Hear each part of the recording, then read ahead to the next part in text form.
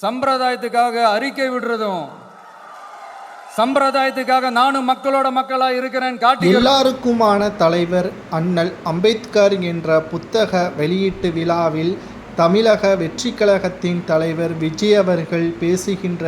ஒவ்வொரு வார்த்தைகளும் ஆளும் கட்சிக்கு செருப்படியாகவே மாறியிருக்கிறது. கடமைக்காக தண்ணீரில் நின்று கொண்டு உதவி செய்வது போல் நடிப்பதும், மனதிலிருந்தும் அவர்களது பொருளாதாரத்தை உயர்த்தும் விதமாக உதவி செய்வதும் நிச்சயமாக இப்பொழுது இருக்கக்கூடிய ஆளும் கட்சி செய்யவில்லை என்றும், மக்கள் பயனடைந்து விட்டார்கள் என்று பொய்யான தகவலை தான் வெளியிட்டு மத்திய அரசிடம் இருந்து பல கோடிகளை இவர்கள் நிதியாக பெற்று அடுத்த வருட